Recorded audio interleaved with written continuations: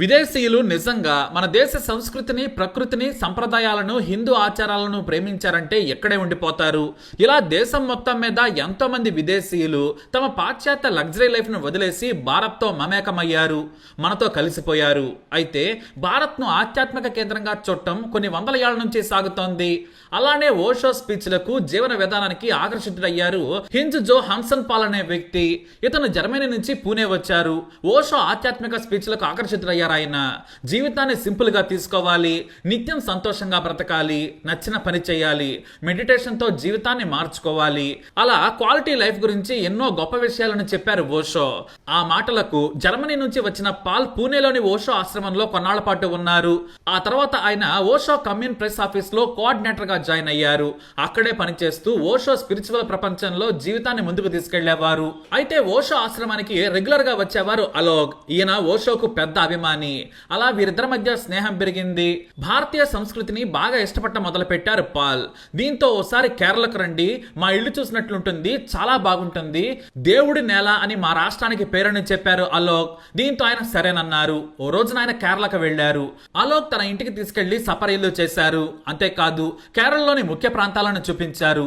దీంతో ఆయన కేరళను చూడగానే ఆయనకు స్వర్గంలా కనిపించింది. నా మనసుకు దగ్గరైన ప్రాంతం ఇదే అనుకొని కేరళతో డీప్ గా కనెక్ట్ అయిపోయారు ఆయన. అంతేకాదు త్రిశూర్ ఆలయంలో జరిగే పూర్వం ఉత్సవాలు చూసి మైమరిచిపోయారు. వేలాది మందిని చూసి భక్తి, ఆధ్యాత్మిక ఆచారాలను చూసి ముగ్ధుడయ్యారు. దీంతో అక్కడే ఉండాలనుకున్నారు. కొన్ని రోజులు కాదు, తన జీవితం అంతా కూడా ఎక్కడే గడిపేయాలి అని నిర్ణయించుకున్నారు. జర్మనీని మించిన ఇంటి నిర్మాణాలు, చుట్టూ చెట్లు, నదులు, పచ్చని కొండలు, రబ్బరు తోటలు ఆకట్టుకున్నాయి. దీంతో ఆయన అక్కడే ఉండాలనుకున్నారు. జర్మనీకి వెళ్లి కొంత డబ్బు తెచ్చుకున్నారు. 1992లో త్రిశూర్కు చేరుకున్నారు.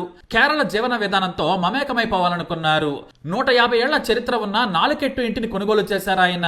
అంతేకాదు దాన్ని మళ్లీ రీమోడల్ చేశారు. కేరళ సంస్కృతికి ప్రతిబింబంగా మార్చారు. ఆ తర్వాత త్రిశూర్ ఆలయం పూర్వం ఉత్సవాలు మరింత ఆకట్టుకున్నాయి. ప్రతి ఏటా ఉత్సవాలకు వచ్చేవారు. మెల్లిగా ఆయన కేరళ ప్రజలతో కలిసిపోయారు. ఎంతలా అంటే ఆయన పేరును కూడా మార్చేసుకున్నారు. ప్రేమ్ మనశ్రీగా అందరికీ దగ్గరయ్యారు ఆయన.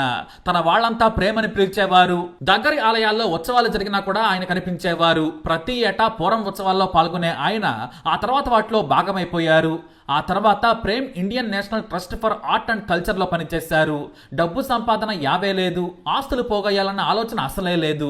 మలయాళం నేర్చుకున్నారు. చదవడం, రాయడం మీద పట్టు సంపాదించారు. ఆ తర్వాత అక్కడి సంస్కృతులు, ఆచారాలు, సంపద, వనరులు సహా ప్రతి ఒక్క విషయంపై ఉన్న పుస్తకాలను చదివారు. వాటిని సేకరించి భద్రంగా ఉన్న ఇంట్లోనే భద్రపరిచేవారు.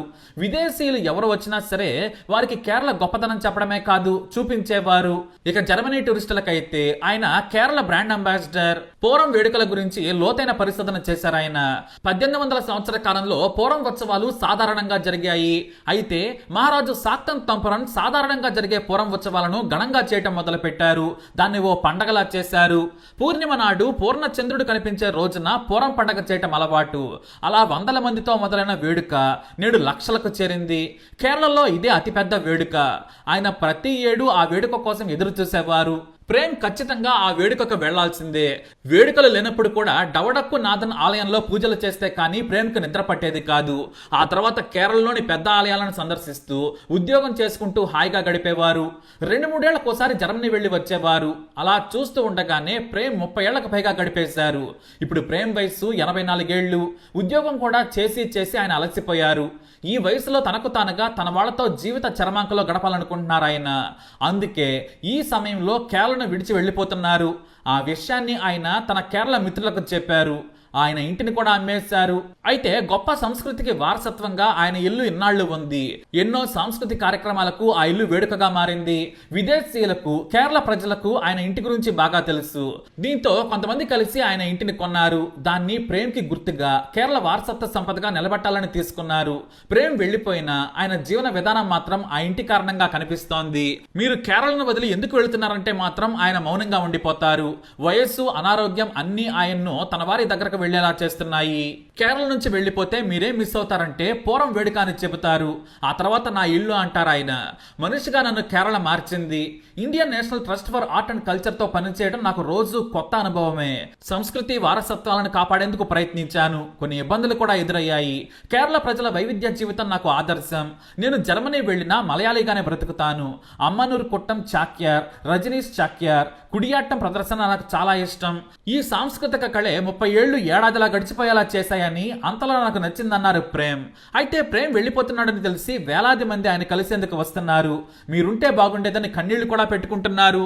అయితే తాను వెళ్లిపోతున్నా కూడా ఇన్నాళ్లు తాను కేరళ మీద ప్రేమతో కొన్న 100 పుస్తకాలను ఆయన ఓ గ్రంథాలయానికి ఇచ్చేశారు. ఈ పుస్తకాలను భవిష్యత్ తరాలకు అందించాలి. కొన్ని పుస్తకాలలో కేరళ మనిషి జీవితం, ప్రకృతి అందం, కళలు, సంస్కృతి ఉన్నాయని చెప్పారు ఆయన. అలా జర్మనీ నుంచి హింజ్ జోహాన్సన్ పాల్గా వచ్చి ప్రేమ్ మనస్విగా జర్మనీ వెళ్లిపోయారు ఆయన. ఆధునిక యువకుడిగా వచ్చి నిఖార్సైన మలయాళిగా మారిపోయారు. కానీ ఆయన మనసు మాత్రం కేరళలోనే ఉంటుందనడంలో సందేహమే లేదు. మన దేశం గొప్పతనాన్ని జర్మనీలో కూడా గొప్పగా చెప్పనున్నారు ప్రేమ్. అలా ఓ విదేశీయుడు మన దేశానికి వచ్చి ప్రేమలో పడిపోయారు. జీవిత చరమాంకలో మళ్ళీ తిరిగి వెళ్లిపోతున్నారు. మరి తప్పకుండా ఆయనకు మన సాంస్కృతిక భాషలోనే వీడ్కోలు పలుకుదాం. మీ అభిప్రాయాన్ని కమెంట్ ద్వారా తెలియజేయండి. ఈ వీడియో అప్డేట్స్ కోసం మా ఛానల్ ఫాలో అవ్వండి. తప్పకుండా వీడియోని లైక్ చేయండి, షేర్ చేయండి, మా ఛానల్ సబ్స్క్రైబ్ చేసుకోండి.